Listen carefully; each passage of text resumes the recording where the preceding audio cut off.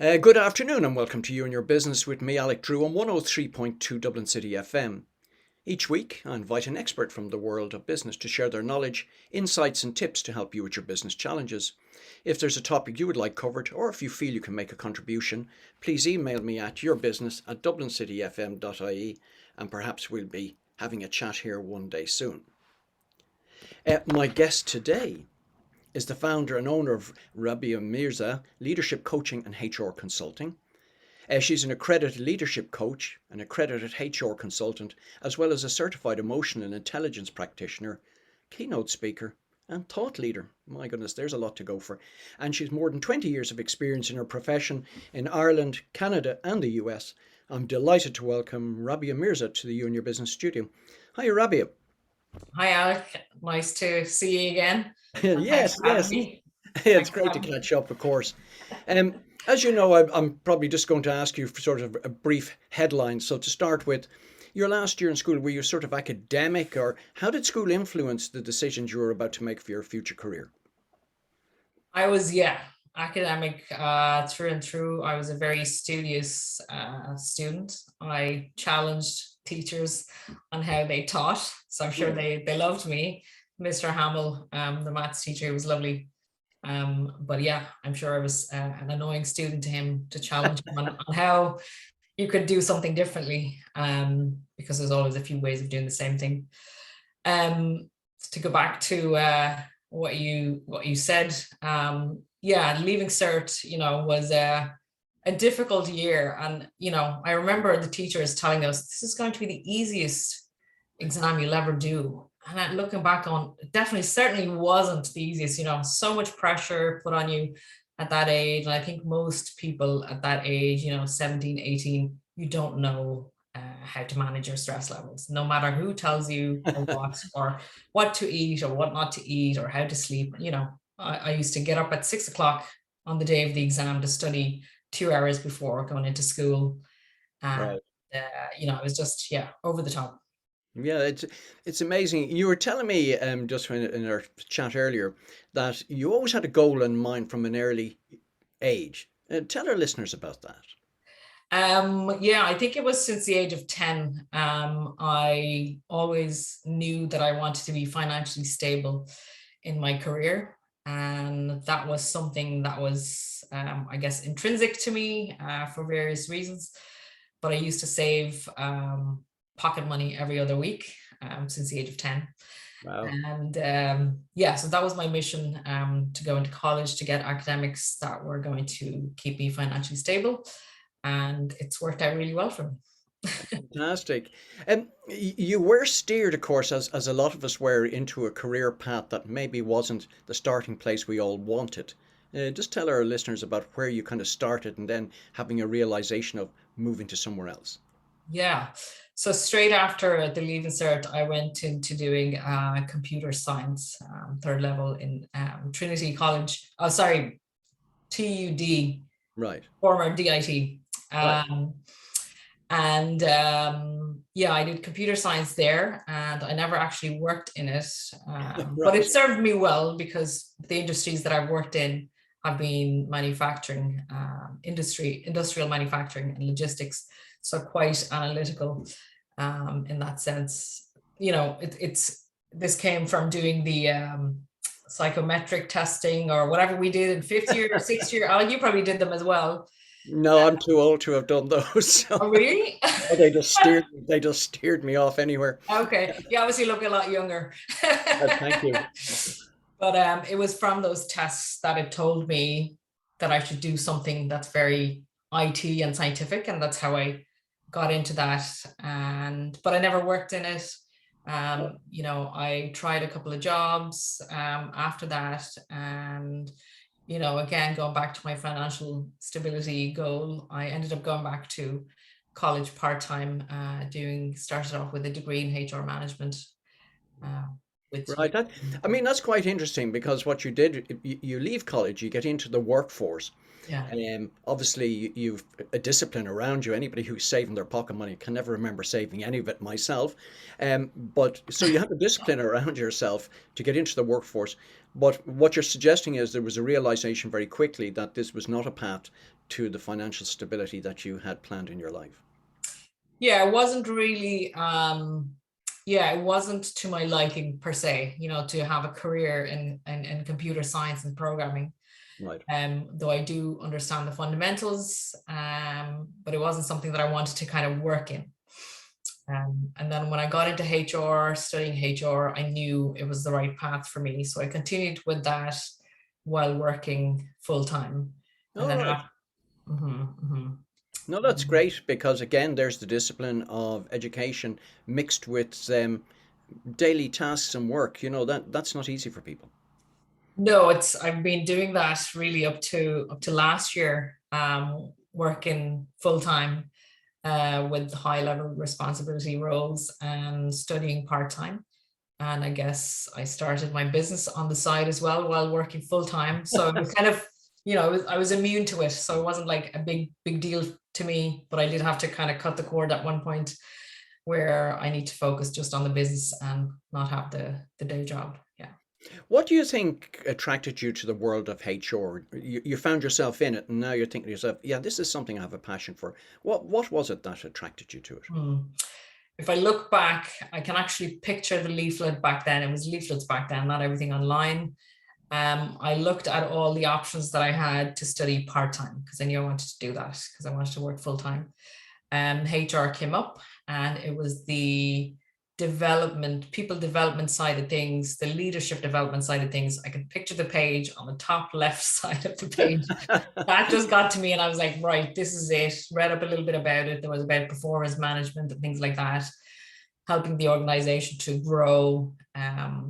So I was like, okay, let's try this. And yeah, I did that for 4 years and then Right. went on to do further academics in business and in executive and leadership coaching as well.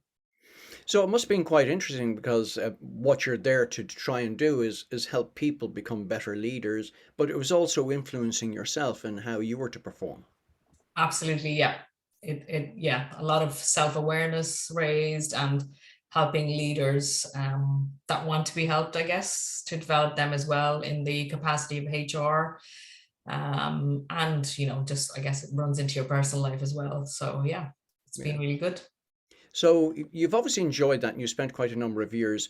Um, Tell us about traveling. You obviously had some experiences abroad from your intro. So in terms of that, what differences did you find when you were working there and particularly in the role that you were performing and then comparison to when you came back to Ireland? Mhm. Yeah, I lived in Vancouver in Canada for 7 years. I guess like with most people, you go abroad to live and work a little bit. So Sure. I did that. I turned into 7 years, and yeah, it was just amazing for my career progression, where I got into multi-site responsibility roles, and I just thrived on it. I just love the level of responsibility and helping the organization to move in the direction that they want to go into.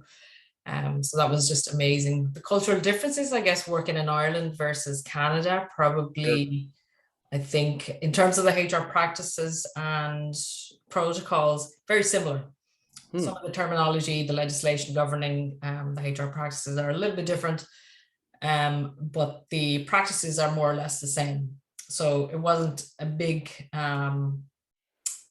learning curve there. But in the sense of the cultural differences, Canada and the US. So I lived in Canada, but I had responsibility for different parts of different sites across North America, Sure. which included US. But going back to the differences, I guess North America is very multicultural. This is going back about 10 years or more. So Ireland was a very different place 10, 12 years ago when I left. Yeah. And so that was the biggest change, was to adapt into that multiculturalism, and then how I guess I was accepted in that kind of mix, and how I progressed in my career, which was amazing. I'm very grateful for the experience of moving to Canada because it definitely helped. And then all the hiking and camping and all that kind of stuff that I did as well, and met some amazing people. Yeah. And if you're just joining us now, you're listening to You and Your Business with me, Alec Drew, on 103.2 Dublin City FM, where my guest today is Rabia Mirza. We were just talking about cultural differences across North America. I mean, this was actually to be sort of part of your formation in terms of managing people, leadership, HR. You obviously picked up a lot ahead of the curve of what would have been happening in Ireland. How was that to influence you going forward? Can you expand on that a little bit? No, yes, I can. Of course I can. Yeah, what you were saying, like Ireland was a completely different place. So what you saw was a multicultural, Hmm. countries that you were living in, which had been part of their history or legacy, and you were able to, like a sponge, absorb all of that. So what was the sort of learnings that you had there that you're going to be able to bring back?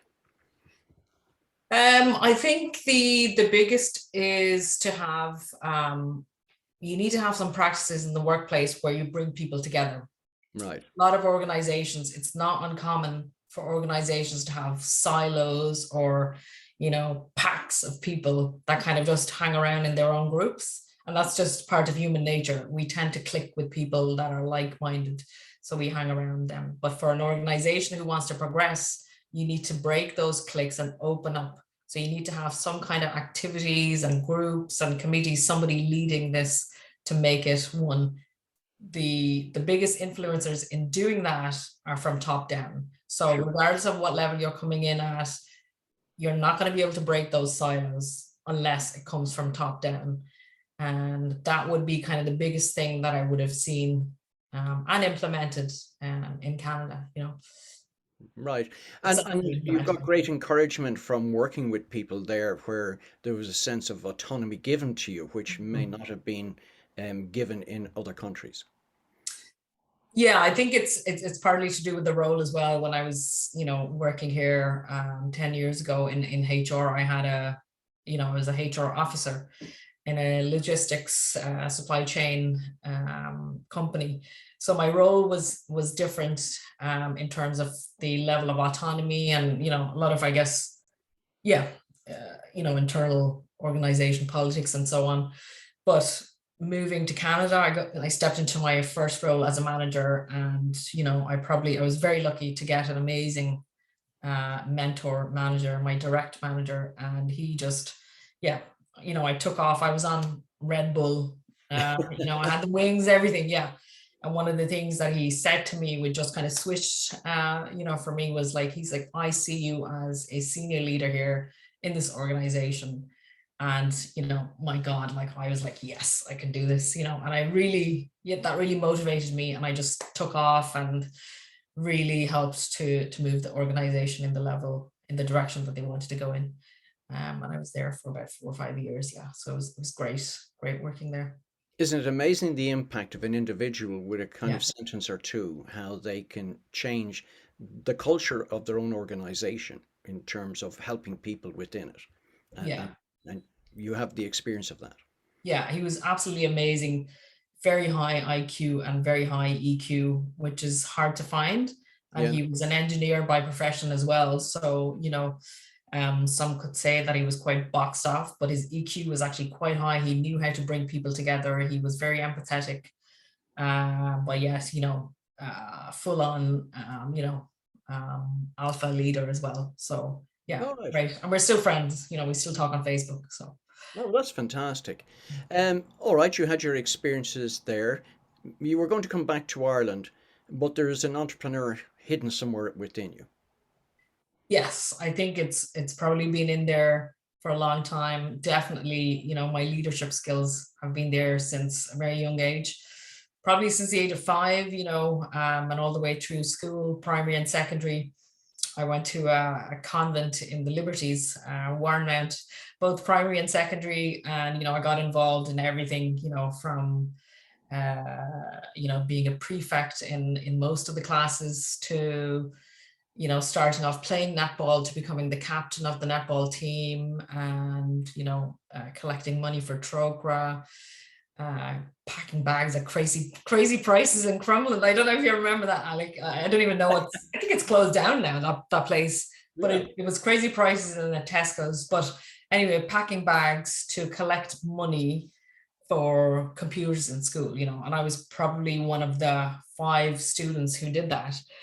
And, you know, we made it happen. We got enough funds to get computers for the school. And then I learned how to type from my teacher. And, you know, I was Sure. involved in 5+1. So I was in 5th year helping first years with any issues that they might have Right. that are sort of outside school or even in school. So I guess I had that, maybe the coaching, the leadership skills in there all along.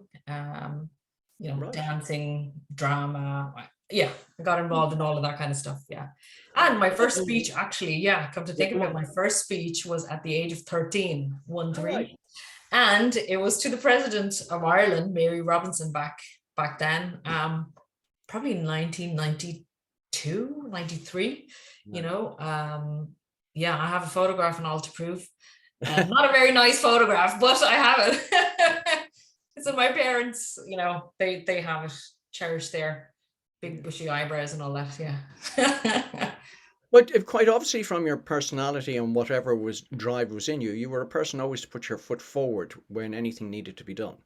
Yeah, probably too much at times, but yeah, I don't sit back and let things happen. There is a place and time for that as well. But I've always been, yeah, a go-getter. Yeah, very determined and focused. I always loved Karl Lagerfeld's comments when he said, if you ever want something done, don't ask somebody who's unemployed. Always ask somebody who's busy because it'll always get done then. You actually said that to me. Yeah, you said that to me last time we met Yeah. at the AIBF in Yeah, Croker. that's right. And it's always resonated with me and how true it is that busy people always find time. So even from your own point of view, it wasn't selfish time. You were there always to help people. Yes, that's what I'd like to think anyway. Yeah, Yeah. And I mean, I think that's probably one of the key skills of a leader. it is indeed. Yeah. So tell us more about you've arrived home back in Ireland, your own entrepreneurial path that you are now going to follow. What was the sort of point where you left sort of I suppose a salaried job to now go out into the world and try and make it for yourself? Yeah, I mean, I started my business while I was working in a high responsibility job, and I was doing it in the evenings and the weekends, you know, and letting it flow more so, and just letting it be. So there was a lot of, you know, I had to look at myself in a very different way. I want to do it for the right reasons, not just to have a business. So I looked at, you know, what do I actually want to achieve here? What are my values? What's my mission? Like, what am I really? So that's been my grounding. So I worked quite a lot on that, and I lead with that every time I have a consultation or when I'm delivering my training or coaching or consulting. Sure. That stays within me. I want to work with people that want to work with me, and I want to make a difference and have authentic leaders. Because I think a lot of times when you're, you know, leading whatever profession you lead in, and Yeah. even entrepreneurs, people that haven't worked in corporate environments, you know, you can feel that you have to wear this mask, you know. So head of HR, HR manager, whatever, you know, you need to put on this mask of being HR. Or, you know, if you're in finance, you need to put on that mask and lead with that. And, you know, so yeah, it's about, it's okay to be vulnerable and it's okay to be yourself. You know, you don't always have to have the mask. I think a lot of people do that. Sure. I think it might be changing with the younger generations, because I think the education system is changing. So it's a good thing, where you're allowed to be yourself as well. So I encourage that when I'm developing leaders in my business. Fantastic. And if you're just listening, joining us now, you're listening to You and Your Business with me, Alec Drew, on 103.2, where my guest today is Rabia Mirza. And we were just talking about your path to your own progression in terms of your own business. What were the initial challenges you found out there? I guess you feel a bit lost. You know, there's somebody used an expression like the shiny syndrome. So it's basically you're comparing yourself to other people, that have been in the industry for a long time, and you want to be like that and you want to shine like that. So I was like having to sit back and say, I think the biggest thing is like, don't compare yourself with others. I'm not saying don't look at what's happening in the industry and what are the trends and so on, but don't try to be somebody else. Just be yourself and you will click with the right people, because you can't be everyone's cup of tea. That's just life, and that's okay. So if people like your style, people like who you are, they like what you're talking about, how you're going to deliver the training, whatever, the services. If they like it, they'll engage with you. Full stop. So don't try to be like someone else. Yeah, no, and I think that's very, very important. Have you any examples of where you've seen that, obviously without naming names, but where people are not being themselves and maybe to the detriment of their own business or organization? Yeah, I've seen that, because I guess I'm relatively new in my business, but I can definitely see that in when I was working in organizations, many people, yeah, they're just kind of like, okay, this is what I must do. I must tick these boxes. I must do A to Z. Right. Um, because that's what the protocols are. And you're like, they're just like suffering or suffocating because they don't actually want to do it. So it's just like, let go of it's the mask. Yeah. Let go of the mask and just be yourself, more so. And it's okay. We've just been through a couple of difficult years, particularly around COVID. Mhm. Um, what's the impact that you have seen from your experience, and has it changed fundamentally what's happening in leadership? Yes, I think it's posed, some new and different challenges. There's always challenges, but I think during the pandemic, people were compelled to work away from each other. In Ireland, we had a few lockdowns, so we were in and out and not really knowing what was going to happen and things like that. So I think it's nearly, broken people a little bit in terms of the relationships. So it's about connecting people or reconnecting people, uh, to because we're humans are designed to be, social creatures, so we do need that interaction. It's very important who you interact with, and you interact with the right people, but it's Right. very important for us to mingle.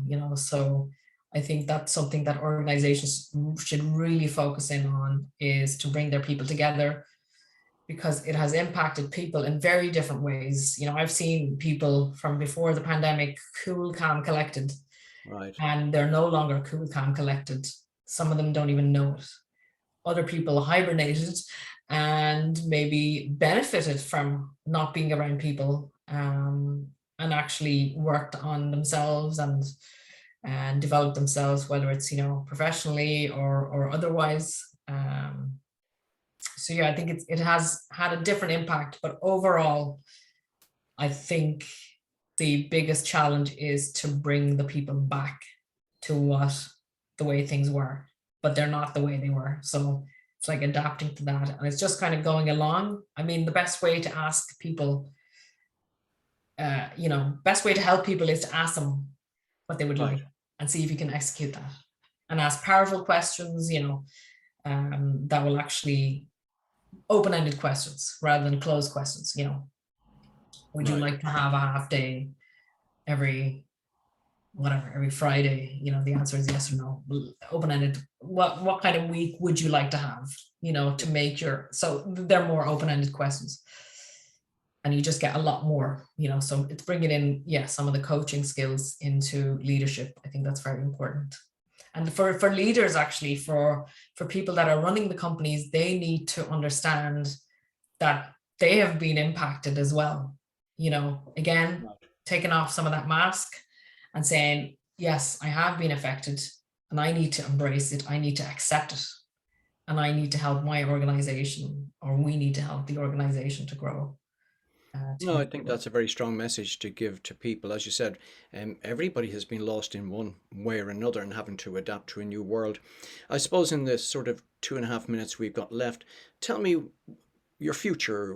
Where do you want to progress to now with all the knowledge that you've attained over the years and all of those degrees and certificates that you have behind you? Yeah, I'll probably continue to get a few more things. It's just my nature. Yeah, I mean, I love developing leaders, you know, and I think there are some amazing leaders and some leaders that are struggling. And I think it's okay to come out and say, I need help, because it'll just make you better. A good leader or a true leader cannot sit back. Right. You know, I think somebody who genuinely believes in themselves are going to come forward and ask for that help. And, you know, that's part of what I do. Right. So obviously communications within an organization, top down and bottom up, is vitally important to achieving these goals.